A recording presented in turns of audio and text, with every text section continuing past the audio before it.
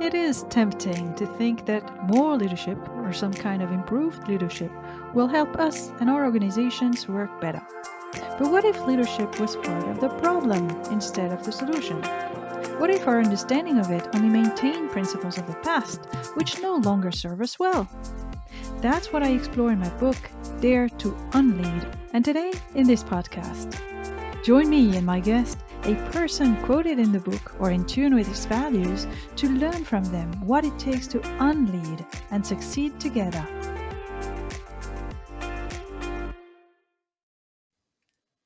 Welcome to the Dare to Unlead podcast, episode 3.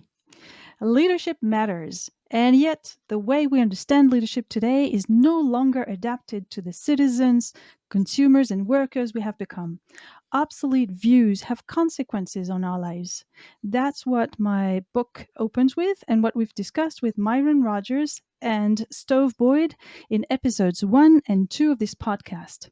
In each episode, we explore with a guest some of the themes addressed in the book, and I hope you'll join us for the whole series and tell us what you think.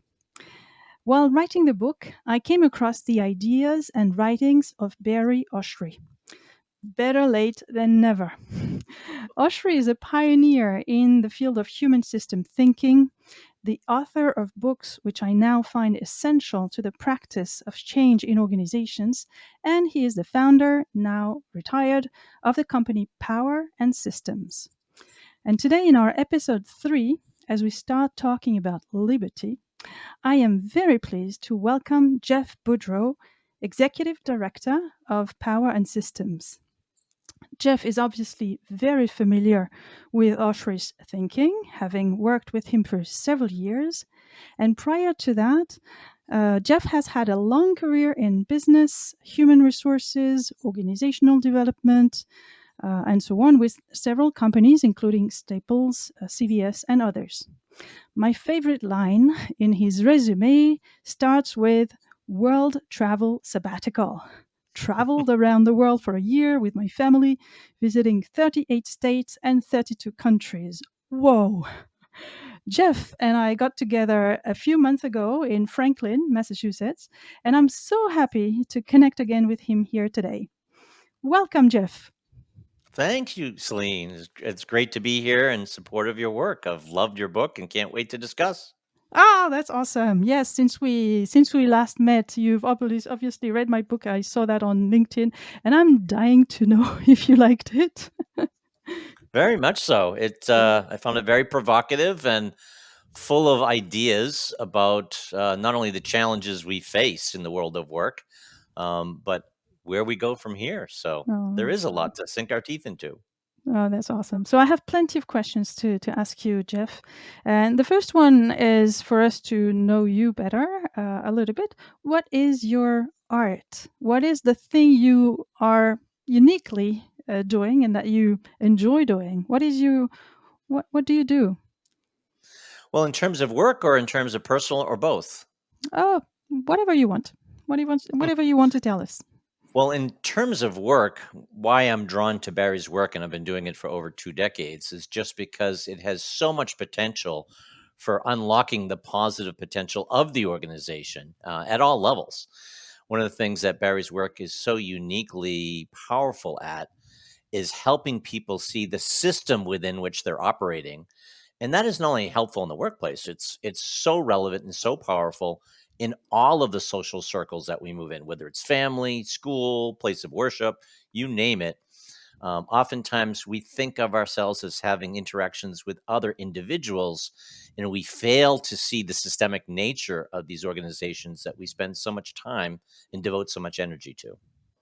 So from a work perspective, that's what I love to do, and I've been doing it for some time. From Mm. a personal perspective, I I love nature, and my family and I are quite adventurous, and as our travels that you alluded to might Yes. reveal. And so, any chance to get out in nature, especially if it's in the mountains, in the ocean, in the lakes regions of all the beautiful places in the world. Oh, that's awesome. And so you're managing director of Power and Systems. No, executive director of Power and Systems. What does Power and System do? Well, we really have three main functions in terms of our organization and how we support the organizations we work with. One is that we certify people, such as yourself, perhaps, to go out there and bring this work that Barry created, Barry and Karen Oshry both created, and bring that to the organizations that they serve. So, really trying to get the work out there and make it accessible and far spread. I've done this work on 6 out of 7 continents. I'm just waiting for an invitation from some research scientists out in Antarctica so I can check that off the list. But it's amazing the commonality of the human experience, despite very notable differences in different countries, different cultures, different ways of working. There's something so common about the human experience to the systems in which we work. We also do a lot of client engagements ourselves. So we work with a lot of clients, everything from Fortune 100 or even Fortune 10 companies, um, to more regional players, to nonprofits, to community groups, to school systems, to government agencies. So I get the blessing of such a wide spectrum of organizations to work with and within, and that has been a particular joy for us. And then I would say the third thing is to continue to do the research that our work is based on. That this is not something we that Barry just made up in his head. It is literally hundreds of thousands of people who have gone through these programs and really experienced and benefited from all the insights they gain from a very experiential exploration of the topics that Barry has such expertise in. Hmm. Can you tell us a little bit about Barry for those who haven't heard of him yet?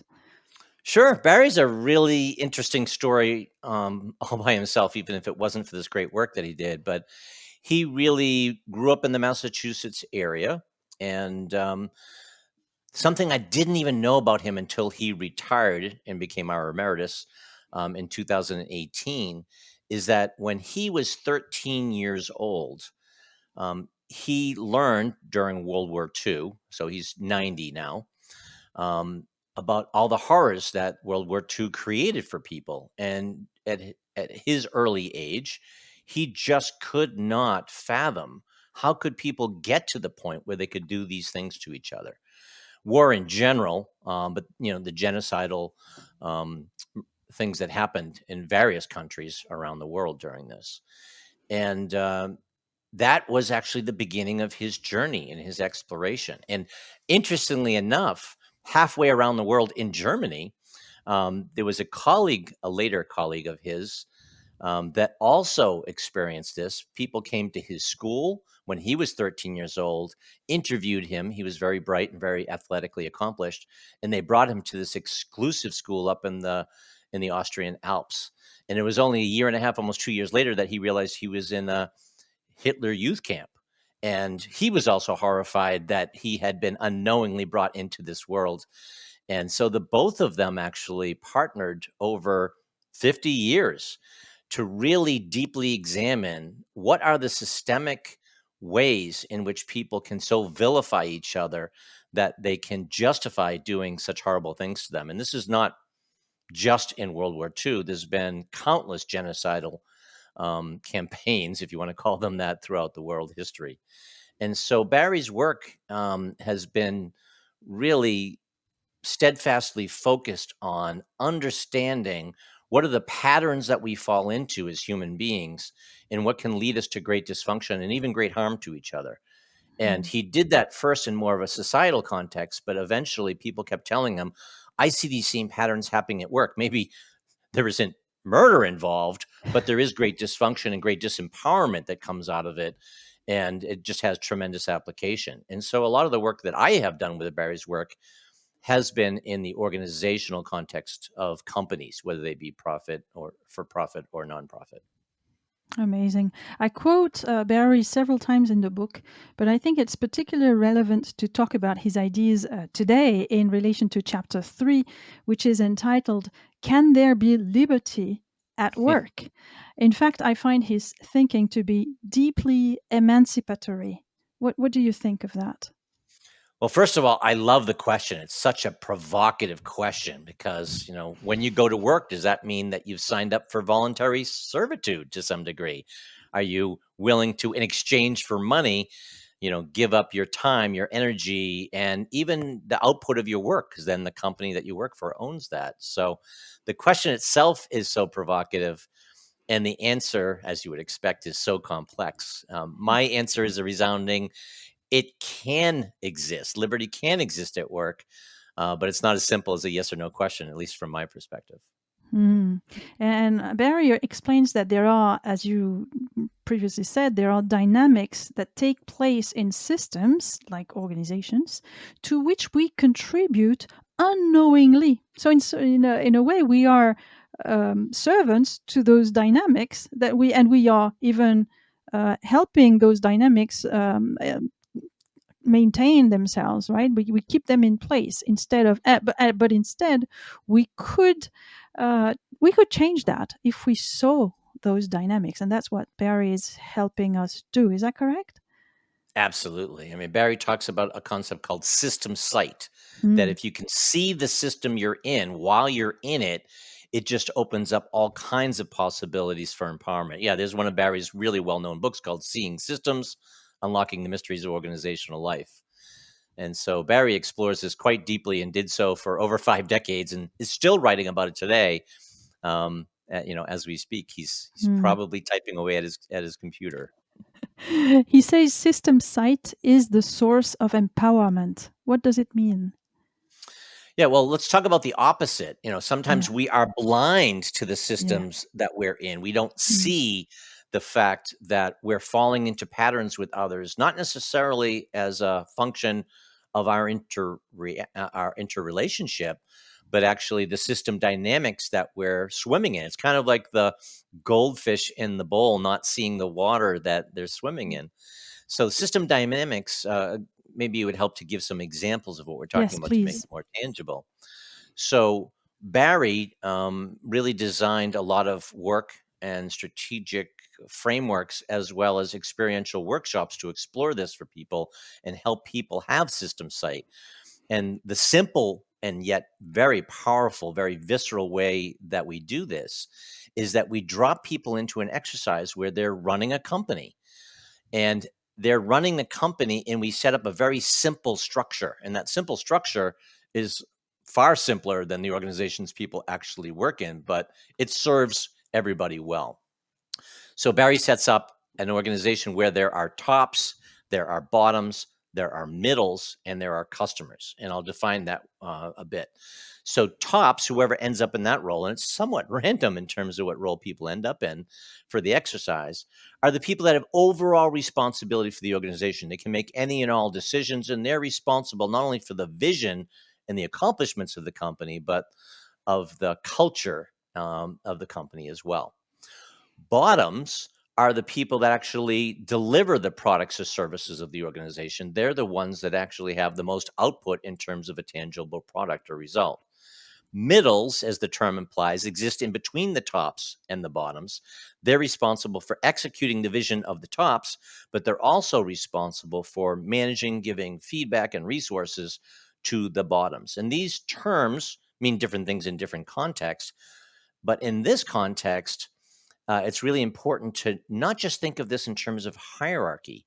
These are actually, as Barry describes them, worlds or conditions that we all move in and out of with quite a bit of regularity.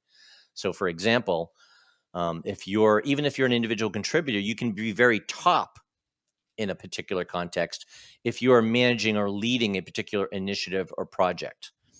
It's not just a function of how high you are in the organization level wise. It's really a function of what kind of responsibility do you have. And what's interesting about this is that as we move in and out of these worlds of top, middle, bottom, and customer space, that could be an internal or an external customer, by the way, we encounter very predictable conditions in each one of those places. For tops, as an example, tops, their world is one in which they're struggling to survive in a world of complexity and accountability. And it's coming at them from all directions. It becomes very clear to them that they have to figure this out if they're going to be successful in their role. Again, whether that's leading an organization, leading a department, or leading a project or initiative, doesn't matter what the scale is. If you're at the bottom of the organization, well, when you're in that kind of position, you're dependent on them to give you the resources, the direction, the empowerment to do what needs to be done. And oftentimes we're struggling to survive in a world of vulnerability. Why? Because we might see things that are broken or not working, and we're wondering, when are they, whoever they are, going to see it? And more importantly, when are they going to address it? So that predictable condition is vulnerability.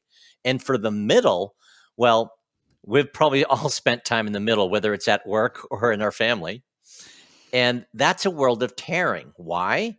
Because the middles have to manage up well, and they have to execute the vision of the tops, as I mentioned, but they also have to manage down well and make sure they're supporting and leading the teams that report to them. And what inevitably happens is that they're struggling to survive in this tearing world where everybody wants something from them. And ironically, they often don't control those things that people want from them. They have to go to someone else in order to give the people what they're requesting. And then the customer world is often one of neglect. Somewhat ironically, in organizational spaces, customers feel like they gave their money and they should get their product or service at the speed, cost, and quality they want. But oftentimes organizations are so internally focused, especially if there's a lot of change or competitive pressure, or I don't know, a pandemic thrown into the mix, that customers often feel neglected. They feel like they're on the outside looking in, wondering, when are we going to get what we paid for, and feeling neglected as a result of that.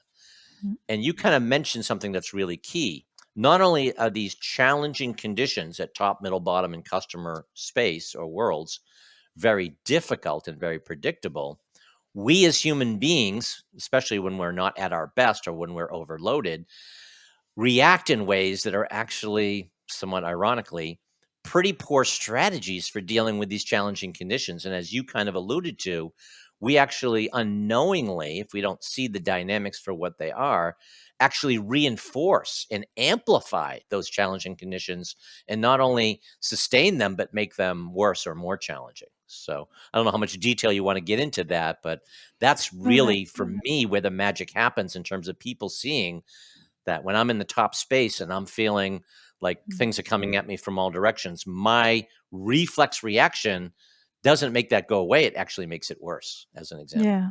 No, that's really powerful. I participated in one of your workshops, and I was part of the bottom. And it's striking to see how fast the us versus them dynamics sets in, Yeah. almost as whether we want it or not. That's what happens. It Yeah, it is, happens yeah, it almost is pretty instantly and amazing. without us necessarily seeing it. And sometimes it's Exactly. not even us versus them. Sometimes it's just enough to say it's us and them. That can be Exactly. enough divisiveness to really have an impact on the organization and people's experience of it. Exactly. And when you're appointed at the bottom of any organization, whether big or small, your temptation, your natural tendency is to suck up responsibility to yourself because you feel responsible. You've been appointed there, so there must be a reason. And so everybody is like happily giving you, yeah, yeah, yeah, you take the responsibility. You're in charge. And when things go right, no problem, everybody's happy. But things rarely go right forever. Problems Or occur. as predicted, yeah, there's always some Exactly. unexpected glitches or sudden turns along the way, certainly. Yeah. Exactly. And so, and then the system becomes unworkable. And so instead of perpetuating those dynamics, Oshry says you need to adopt counterintuitive behaviors, which Very is true. super interesting, but which are not easy, right? No, they're not. Even if you see it more clearly, that doesn't mean that the challenging conditions are any less powerful and hard to Mm, overcome, number one. mm, And number two, it takes constant discipline and focus and skill to show up in these alternate ways. But it mm, is possible. Just to mm, just to elaborate a little bit on what we're talking about, you mentioned the top space. So whenever we're in the top space, there is this tendency when we're beset by that complexity and responsibility coming at us from all different directions to suck up responsibility to ourselves. And that's bad enough, because when we do that, we end up working one or two levels below where we should. We get into the weeds, is the expression, and we end up inadvertently becoming a bottleneck to the organization. And that would be bad enough. But what's even worse, it has really big implications for the organization, is that when we suck up responsibility to ourselves, not only do we have to slow down and become the bottleneck in the organization because all decisions have to go through us, but we also have to remember we're sucking away responsibility from other people. So we're then denying them the opportunity to take risks, to learn, to grow, to contribute to the organization. And over time, if we continue to suck it up as tops, we gradually disempower the organization. We train people not to think for themselves, not to take the initiative, to wait for direction to be told what to do. And that is Mm. just tremendously damaging to both the organization and the people within it. And then So it what's becomes a the alternative? self-fulfilling prophecy, right? It's a vicious circle that sets in, right? Yeah, not only self-fulfilling, but self-reinforcing. So you can Yeah. develop more and more scar tissue Mm, around that. mm, And I mm, don't know how many managers I've had. Almost all of them have said, "Oh, I have an open door policy," or "I really want your ideas." But it doesn't take you long when you're in a relationship with your boss to know if he or she really is open to ideas and wants your input or not. I've had plenty of managers that said they had an open door policy that nobody ever took them up on that offer. And I've had other great leaders that, I really went to them and trusted them as a partner to help me think through the obstacles I was trying to overcome in the organization. So they both mm. exist. Yeah, that's all. And when we met, I had read Barry's book Barry's "Seeing book. Systems," which I found was absolutely awesome. And you suggested that I read "Context, Context, Context," which I did, of course. And thank you very much because it's very insightful. And I now better understand the notions of individuation and integration. Can you Mm. explain what they are and how they are in tension with each other? Sure, sure. These are two of the four strategies that Barry talks about in order to really build robust systems, as he calls them. Systems that are more than just the sum of their parts. When you think about things systemically, it's the opposite of breaking it down into bite sized chunks. It's really understanding the holistic nature of organizations and the people in them. So, individuation and integration are two behaviors or activities that both individuals and groups engage in organizations. And if it's a healthy organization, if it's a robust system, Barry would suggest that there is some tension or balance between those. You can almost think of them as opposite poles on a continuum. Individuation is when either people, singularly or in groups, go off and explore and figure out what are their unique talents and what are their unique ideas that they can bring value to the organization through. An organization that goes off and does training design or is involved in sales or engineering, what are they doing to individuate and bring their talents and their experience and their passion to life? And that is true both for individuals and groups. Integration, on the other hand, is really an important balance, because integration means instead of pursuing things individually, as individuate would suggest, integrate really involves people coming together and sharing information, diagnosing problems or opportunities together, creating best practices, breaking down silos that naturally form in organizations. I think if you get more than 10 people in an organization, you can have silos even at that small scale. So the thing that I find really interesting about what you brought up is that organizations, whether it be departments or the entire organization, have to achieve a very deliberate, very intentional balance between when are we individuating and how periodically do we come together to integrate, to share information, to solve problems, to diagnose issues, and to make sure that everybody in that system has a shared understanding of the more holistic view of what's going on, not just their particular piece of the puzzle, but to see the whole puzzle. Hmm. And speaking about that, we often hear about power conflicts at the top of organizations. Executive teams not working well together, for example, and like Hmm. kind of competing with each other and so on. Are senior executives doomed to fight one another? I don't think they're doomed, but it happens with great regularity. Not to every senior team, not every time, but with great regularity, as Barry is prone to say. Mm. And there's a very good reason that top teams can devolve into what we call turfiness.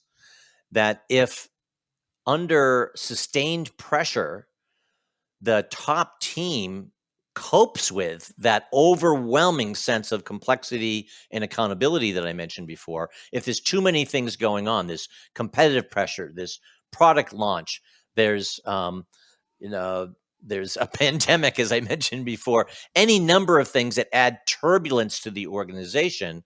Well, as a coping mechanism, what we as humans often do, especially in the top space, is that we divide and conquer. All right, I'm the CFO. I'm responsible for all the financial decisions. I'm the COO. I'm about operations. I'm the CHRO. I'm responsible for HR and people stuff.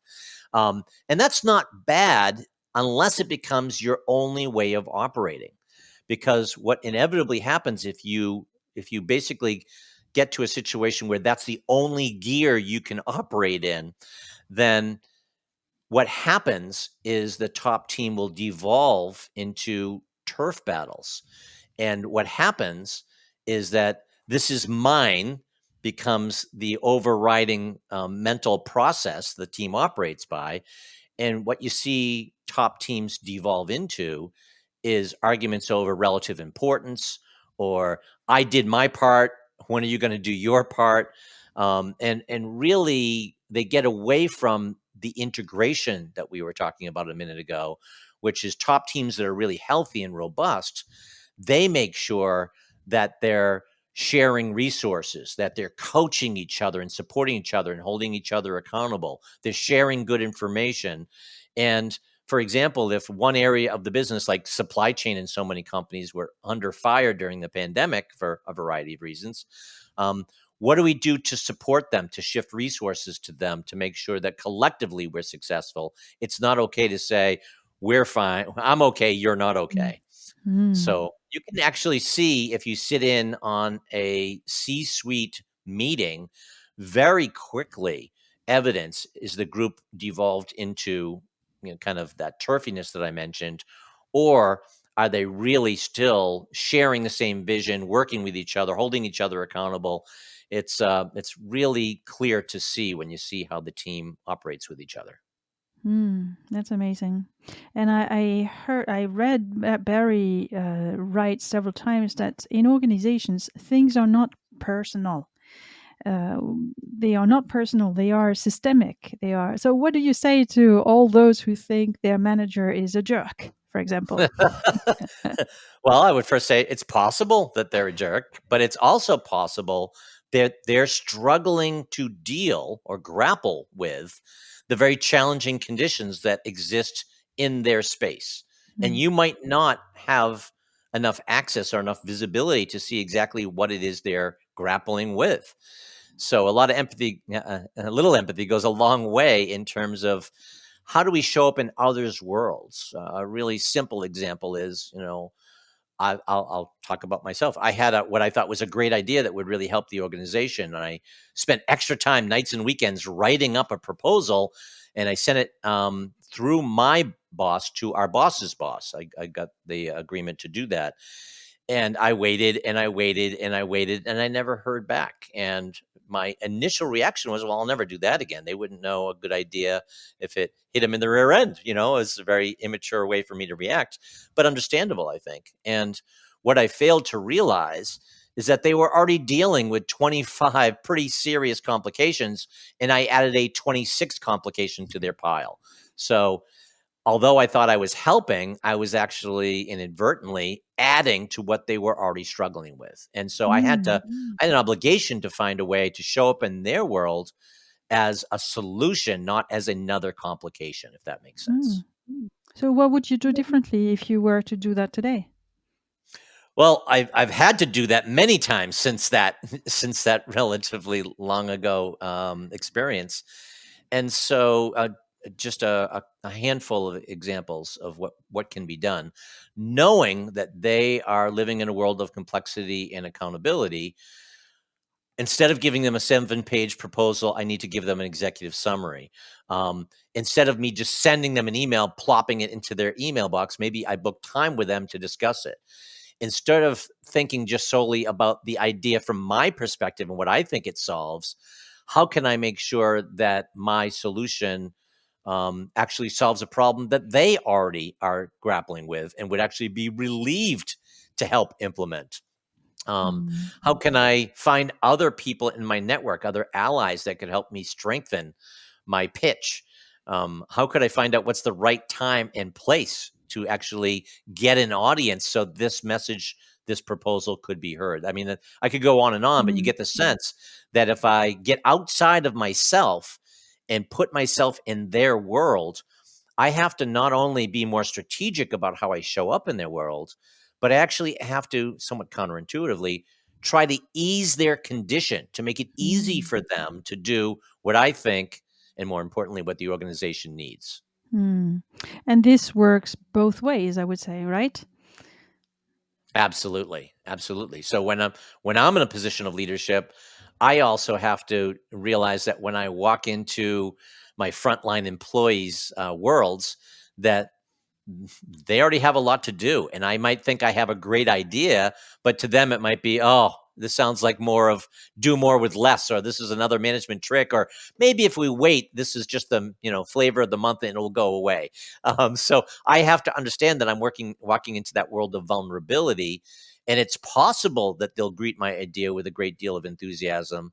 But given that they live in that world where they're used to them doing things to us, I have to realize that my good intentions are going to possibly be translated in ways that I didn't want or intend. Mm. That's fascinating. So, in all directions, whether it's top to bottom or middle to Mm. bottom or customer to top, in all directions, how can we really have more understanding and be more strategic about how we show up in their world? And how can we make it easy to do what it is the organization needs? And that means Mm. setting our ego aside. That means having a lot more empathy, being a lot more strategic. There's a whole bunch of different skills that requires. To your earlier point about Mm. it's possible, but it's not easy. It takes a lot of work and a lot of discipline to do this well. All right. My last question maybe will be around system thinking in general. It was very new when it emerged as such with this name, this label. And today I feel maybe we're more used to this term, to this concept. The fact that everything is connected, yes. The fact that everything is complex, yes. So, do you feel, in your experience, and across all the companies you meet, the executives you meet, do you feel that system thinking has become mainstream? Do you feel that we all now Hmm. think and we are familiar with systems, or not? Or is it still very, very new in Yeah, some it's a great areas or some question. businesses? Yeah. Well, I think first of all, I think some people, when you mention system thinking, their eyes glaze over, and so there are some people that just aren't attracted to that way of thinking about things. But on the other hand, there's also lots of different systems thinker experts out there. And some systems are really about the um, IT systems, the information technology that helps us get information in data dispersed or processed or analyzed throughout the organization. Barry has really focused on human systems or organic systems, which is quite different. Peter Senge did a lot of work around learning organizations, as an example, and understanding that our ability as humans to adapt and learn is critical to our competitive advantage and the well-being of the organization and the people in it. So there's a lot of different schools of systems thinking, number one. But I have noticed, to directly address your question, that 25 years ago, when I was doing this work in organizations, it was mostly people at the top of the organization or maybe in an organization development function that would gravitate to these discussions and really be looking at the organization through that systemic lens. over the last, I would say 10, maybe even longer years, I've seen more line managers really thinking more holistically about the organization and having a more awareness and sensitivity and focus on the organization holistically, and that might be evidenced by people doing culture work or engagement surveys or other things to really look at the organization more systemically. And yet, I have to also say that oftentimes, even in our attempts to work in organizations more systemically, we still fail to Mm. solve those problems systemically. I'll give you engagement surveys as a brief example. Oftentimes, what happens when companies do engagement surveys is they spend a lot of energy figuring out what are the questions we want to ask or hiring a consultant to help them with that. They spend a lot of time deploying the survey and making sure they get great compliance and getting a lot of people to fill out the engagement survey. They spend a lot of time slicing and dicing the data to make sure they can get down to the nth degree about who's feeling what way in the organization. And then if there's any energy left over, they usually march out there and say, all right, here are the, and the tops usually do this. Here are the 3 things that we're going to tackle. There's many issues we could tackle, but here are 3 that we have identified that we think could make a real difference. And they oftentimes even empower committees or action teams to address that. But what inevitably happens, I find, is that the organization gets busy, new business comes in or new business dynamics happen, and those efforts, those engagement action teams lose steam. And before you know it, it's ready for the next engagement survey. And a lot of people in the organization feel like you're asking me the same questions that I answered last time, and I don't see that much of a discernible difference from the feedback I gave you before. So I'm going to give you even lower marks this time, or I'm not going to certainly raise my marks. And that's, I know, a pretty grim view of engagement surveys. They're not all like that. But all too often, I want to go back a couple of steps in that process. Our response as tops in organizations is to do the engagement survey and then suck up responsibility for solving the problems. That's where that goes wrong, in my opinion. What if we brought a cross section, not the entire organization together, but people at all levels and all functions and business units together and said, what does this data mean to you? What makes you happy about it? What makes you sad about it? What do you think we should do about it to involve the whole system? But instead, we survey everybody, we suck up the responsibility at top, and then we say, here's what we need to do, without necessarily ever saying, would that make a difference in your view? And can we really follow through on that, or are we too ambitious with what we're trying to tackle? So I don't know if that story seems familiar to you at Oh, all, yes. but I've seen this play out time and time again in many of the organizations I've either worked in or consulted with. Yeah, totally, absolutely familiar. Well, thank you. Thank you so much, Jeff. That was a fantastic conversation. Where can people find you and Power and Systems? We're super easy to find. Our website is called powerandsystems.com. And you can go to our website and find out all about our programs. We even have little sneak peek videos there. If you're curious about what is this very powerful, very visceral, experiential workshops that we do, what do they look like, and what are the participants' reactions to them?